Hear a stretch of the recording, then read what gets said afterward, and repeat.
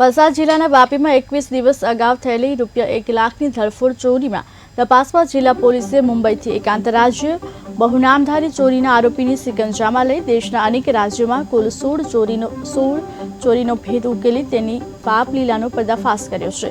આ ઘરફોડ વીવીઆઈપી ચોર મુંબઈ ખાતે કરોડોના ફ્લેટમાં પરિવાર સાથે રહે છે। ઓડી કારમાં ફરતો હોવાનો ઘટસ્ફોટ પોલીસ તપાસમાં થયો।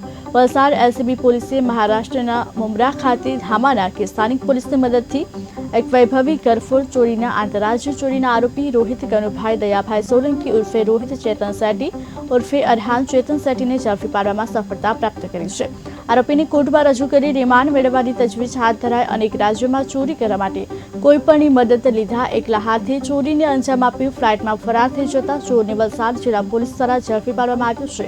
તેની પાસેથી ઓડી કાર, ₹10 લાખ અને સોના ચાંદીના દાગીનાની ₹2 લાખ મળી કુલ ₹2,37,829 મુદ્દામાલ કબજે કર્યો છે।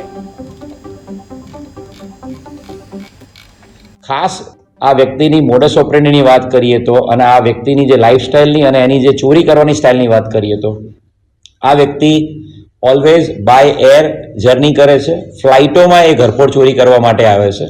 ફ્લાઇટમાં આવ્યા બાદ એ 5 સ્ટાર હોટલમાં રોકાય છે અને નજીકના વિસ્તારમાં જે પણ પોશ ફ્લેટ હોય, જે બંધ ફ્લેટ હોય, એના તાળા તોડીને પછી ઘરફોડ કરીને બાય એર એ ભાગી જાય છે અને લક્ઝુરિયસ લાઈફસ્ટાઈલ એની જીવવા માટે થઈને જ આ પ્રકારની એની મોડસ ઓપરેન્ડની ઘરફોડ ચોરી કરવાની છે। ટોટલ એની વિરુદ્ધમાં એનો ગુનાહિત ઇતિહાસ જોઈએ તો ટોટલ 29 જેટલા ગુનાઓ એની વિરુદ્ધમાં ઘરફોડ ચોરીના મહારાષ્ટ્રમાં અને સુરતમાં દાખલ થયેલા છે અને ખૂબ મોટી સફળતા વલસાડ જિલ્લા ક્રાઇમ બ્રાન્ચને મળી છે।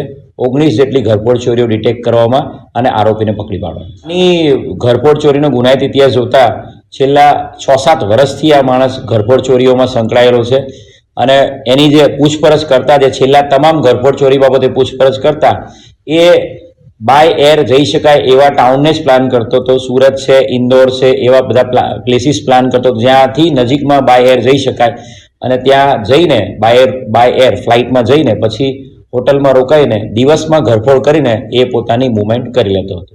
ટોટલી એની જે પૂછપરછ કરતા અત્યારે જે ખબર પડી રહી છે એ રીતે લક્ઝુરિયસ લાઈફસ્ટાઈલ જીવવાનો શોખીન છે। ઓડી ગાડી વાપરે છે। 1 થી 1.5 કરોડના ફ્લેટમાં રેન્ટ ઉપર રહે છે મુંબઈમાં અને સાથે સાથે એની પૂછપરછમાં એ પણ ખબર પડ્યું છે કે એ ડ્રગ્સનો બંધાણી છે અને મહિનાનો એનો ડ્રગ્સનો જ ખર્ચો ₹1.5 થી 2 લાખ જેટલો છે।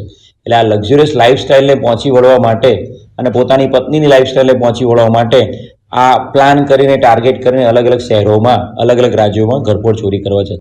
ખાસ આ વ્યક્તિની મોડસ ઓપરેન્ડીની વાત કરીએ તો અને આ વ્યક્તિની જે લાઈફસ્ટાઈલની અને એની જે ચોરી કરવાની સ્ટાઇલની વાત કરીએ તો આ વ્યક્તિ ઓલવેઝ બાય એર જર્ની કરે છે। ફ્લાઇટોમાં એ ઘરફોડ ચોરી કરવા માટે આવે છે।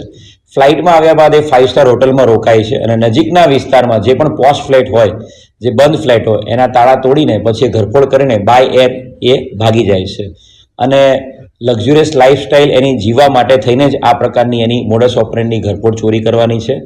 ટોટલ એની વિરુદ્ધમાં એનો ગુનાહિત ઇતિહાસ જોઈએ તો ટોટલ 29 જેટલા ગુનાઓ એની વિરુદ્ધમાં ઘરફોડ ચોરીના મહારાષ્ટ્રમાં અને સુરતમાં દાખલ થયેલા છે અને ખૂબ મોટી સફળતા વલસાડ જિલ્લા ક્રાઇમ બ્રાન્ચને મળી છે।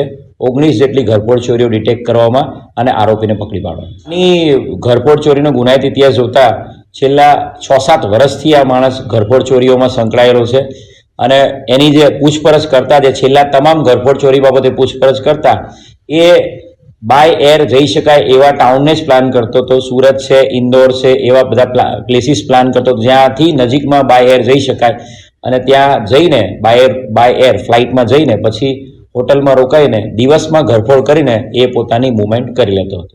ટોટલી એની જે પૂછપરછ કરતા અત્યારે જે ખબર પડી રહી છે એ રીતે લક્ઝુરિયસ લાઈફસ્ટાઈલ જીવવાનો શોખીન છે। ઓડી ગાડી વાપરે છે। 1 થી 1.5 કરોડના ફ્લેટમાં રેન્ટ ઉપર રહે છે મુંબઈમાં અને સાથે સાથે એની પૂછપરછમાં એ પણ ખબર પડ્યું છે કે એ ડ્રગ્સનો બંધાણી છે અને મહિનાનો એનો ડ્રગ્સનો જ ખર્ચો ₹1.5 થી 2 લાખ જેટલો છે।